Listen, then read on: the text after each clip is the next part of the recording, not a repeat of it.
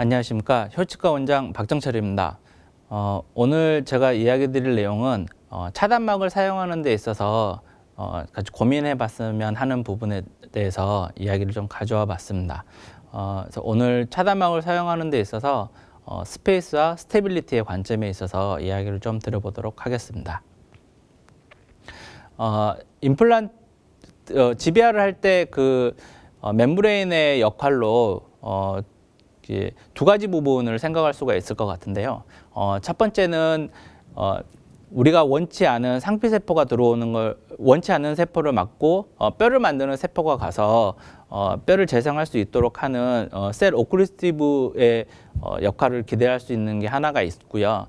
또 한 가지는 우리가 이제 그라프트 했던 곳에 블러드 클럿이 잘 이렇게 유지될 수 있도록 하는 그 혈병을 안정되게 유지할 수 있는 그런 운드 스테빌리티에 대한 역할을 기대할 수 있을 것 같습니다. 근데 이 부분에 대해서는 좀 두 가지 관점에서도 이야기를 할 수도 있을 것 같은데요. 첫 번째는 이렇게 혈병 안에 들어있는 혈병이 이렇게 잘 유지할 수 있는 이 부분에 대한 것도 생각을 해볼 수 있을 것 같고요. 또 한 가지는 이 혈병이 무너지지 않게 공간을 잘 유지할 수 있는 이 관점에서 이렇게 두 가지 부분에 대해서도 생각을 해볼 수 있을 것 같습니다.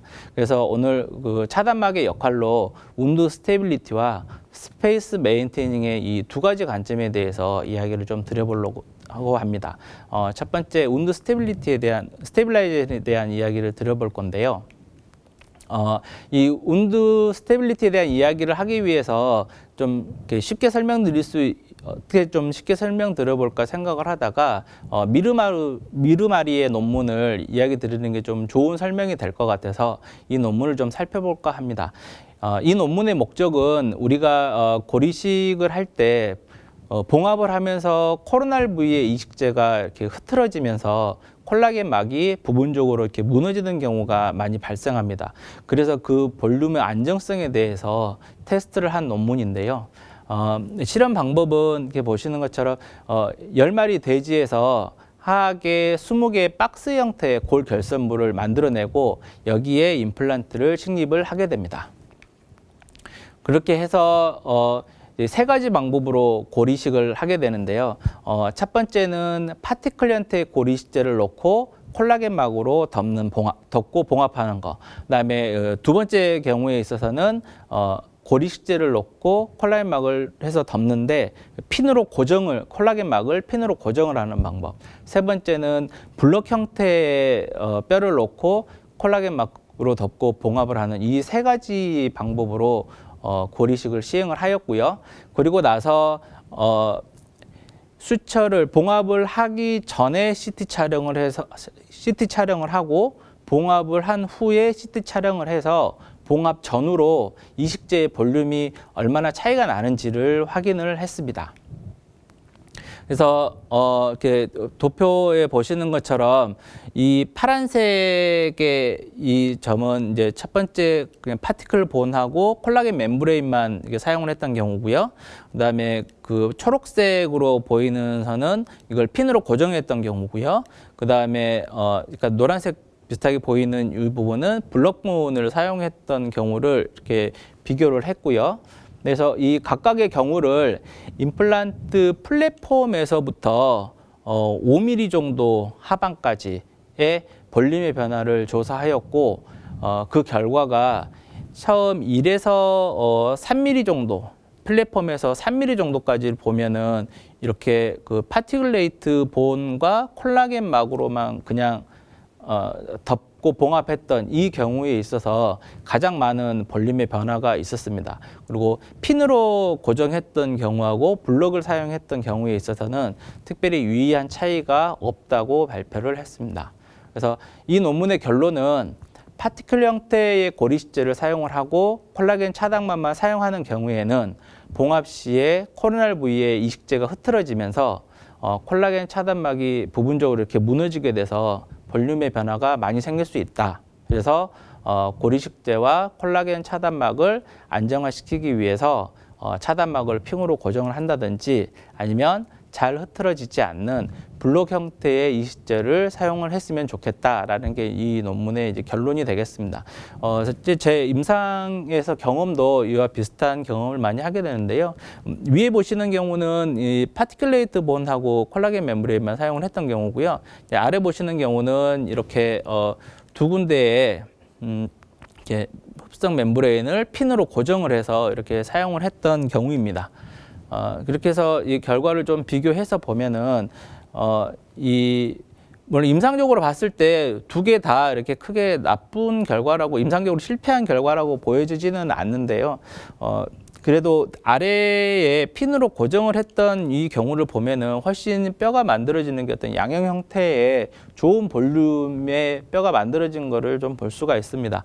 그래서 CT상에서 이렇게 좀 보셨을 때도 이렇게 차단막만 그냥 봉합만 해서 이렇게 고정을 했던 이 경우에 있어서는 위쪽에서 코로날 부위 쪽에서 미르 아래 논문에서처럼 약간 붕괴되어 있는 그런 모습을 볼 수 있거든요. 그래서 결국 차단막을 잘 고정을 해야 이식제와 혈병이 안정이 되면서 좋은 결과를 가져올 수 있다라는 것을 확인을 할 수가 있었습니다.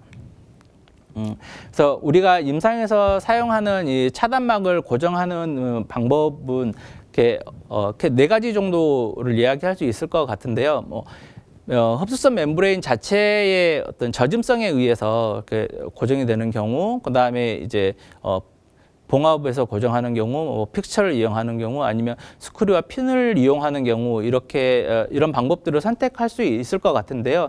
이런 선택의 기준은 저는 이제 골 결선부의 형태에 따라서 골 결선부의 형태가 셀프 컨테인드 디펙트여서 이렇게 이제 운드 스테빌리티가 좀 더 유리한 부분에 있어서는 이렇게 봉합이나 아니면 멤브레인만 그냥 커버해서 사용을 하게 되고요. 이렇게 non contained defect처럼 골 결선부의 형태가 좀 불리한 경우에 있어서는 이렇게 좀 강하게 고정을 할 수 있는 이런 픽처 이용을 해서 한다든지 아니면은 스크류와 핀을 이용하는 방법들을 많이 사용을 하고 있습니다.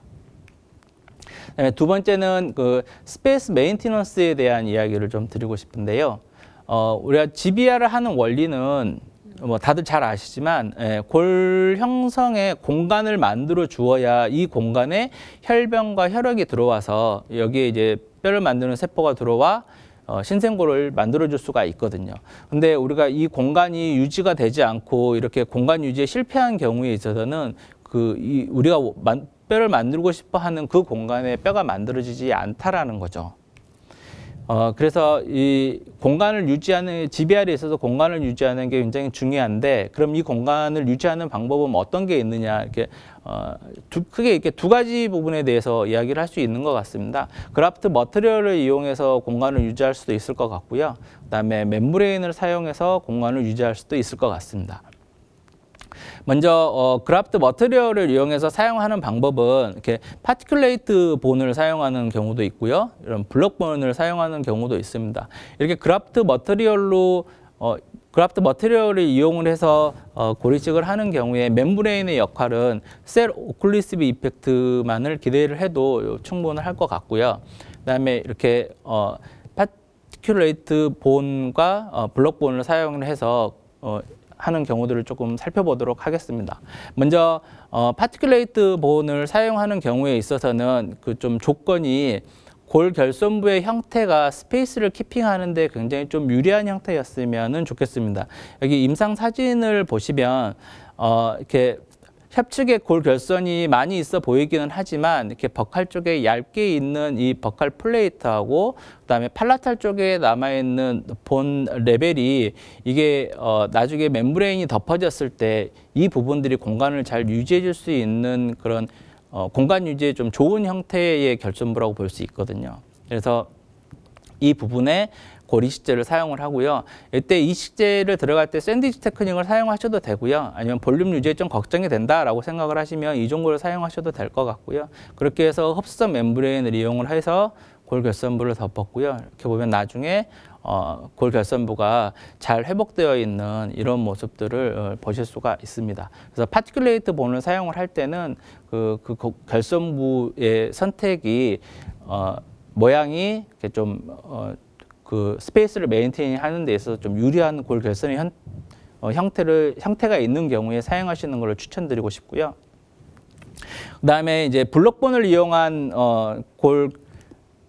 블록본을 이용해서 스페이스 메인테이닝 할 수도 있을 것 같은데, 이렇게 하악 전치부 같은 경우에 이렇게 얇게 이렇게 골 흡수가 되게 많이 되어 있는 경우, 이런 경우에 이제 블록본 같은 거를 주로 사용하실 수 있을 것 같은데요.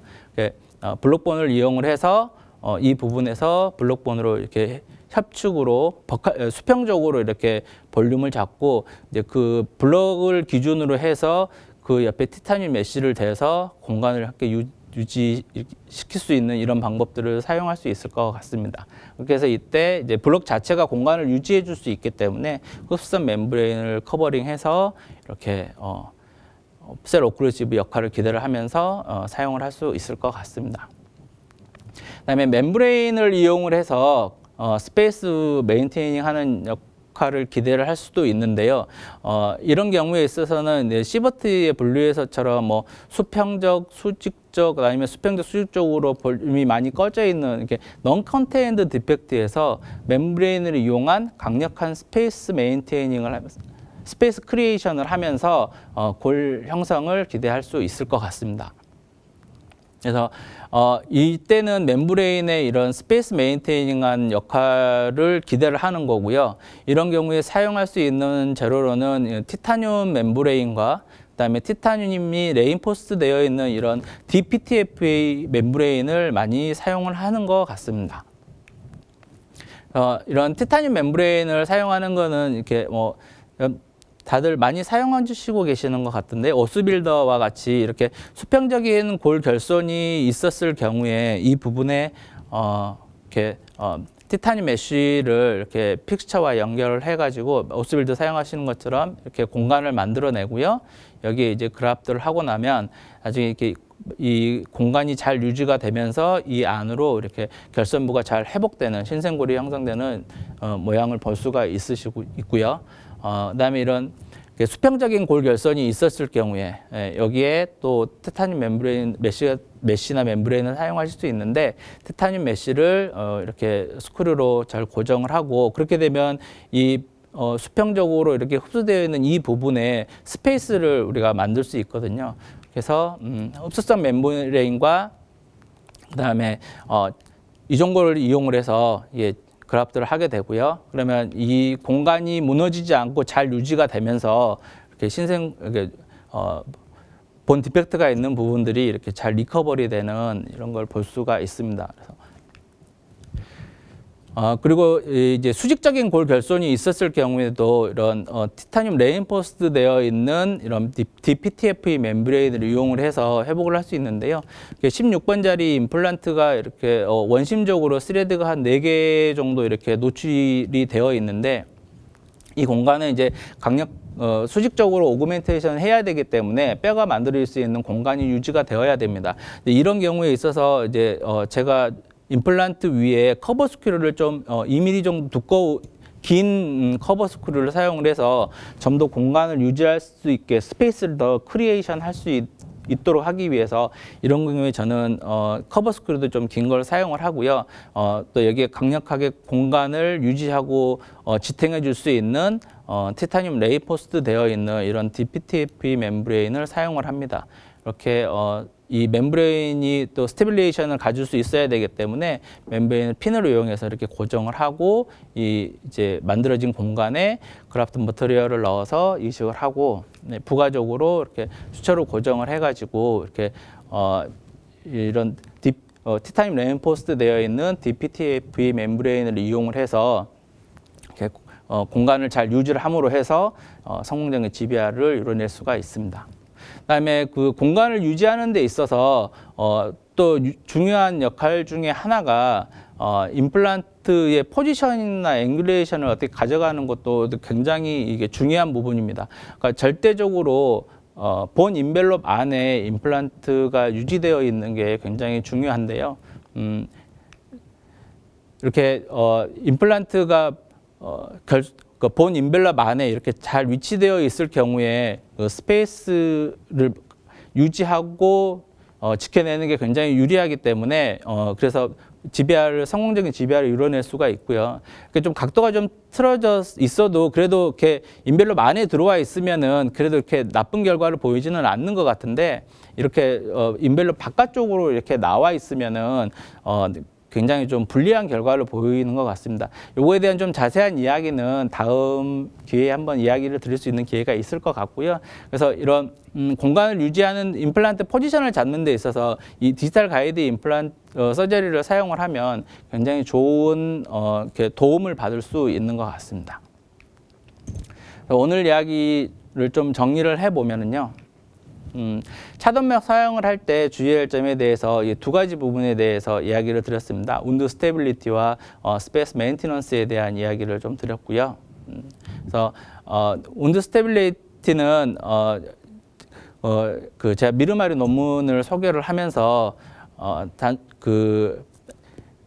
코로날 부위에 우리가 봉합을 하고 했을 때 그 코로날 부위의 그라프트 머티리얼이나 멤브레인들이 그라프트 머티리얼이 흐트러지면서 멤브레인이 이렇게 붕괴되는 콜랩스되는 현상들을 보일 수 있기 때문에 멤브레인을 고정을 시켜서 운드 스테빌리티를 가져가는 방법에 대해서 이야기를 드렸고요. 그런 그 멤브레인을 고정하는 방법은 본 디펙트의 형태에 따라서 형태가 유리한 경우에는 봉합이나 뭐 멤브레인 웨터블레이트로 가능하겠지만 그렇지 않는 non contained 디펙트 같은 경우에 있어서는 멤브레인을 고정하기 위해서 핀이나 스크류를 사용하는 이런 방법들을 사용할 필요가 있다고 설명을 드렸습니다. 그리고 두 번째 그 스페이스 메인테넌스에 대한 이야기를 드렸었고요. 이 스페이스 메인테닝을 하는데 방법에 대해서 그라프트 머티리얼을 이용하는 방법, 멤브레인을 이용하는 방법에 대해서 잠깐 설명을 드렸고요. 이 방법 또한 역시 본 디펙트의 형태에 따라서 그라프트 머티리얼과 흡수 멤브레인을 사용해서 할 거냐 아니면은 강력한 스페이스 메인테닝 할 수 있는 역할을 기대할 수 있는 티타늄 메쉬나 아니면은 뭐 티타늄이 강화되어 있는 DPTFE 멤브레인을 사용하느냐에 대한 이야기를 드렸습니다. 그리고 이 스페이스 메인테닝 하는 데 있어서 가장 중요한 것 중에 하나가 GBR 전체에 있어서도 가장 중요한 부분의 하나가 임플란트 포지션을 항상 본 인벨롭 안에 들어가 있게 임플란트 포지션 하는 게 굉장히 중요하다고 이야기를 드렸습니다. 오늘 차단막에 대해서 이야기를 드렸는데요. 선생님들 인상에 조금이라도 좀 도움이 되셨으면 하는 바람입니다. 다음 시간에 고리식을 동반한 임플란트 치료 시 주의사항에 대한 내용으로 다시 한번 찾아뵙도록 하겠습니다. 경청해 주셔서 감사합니다.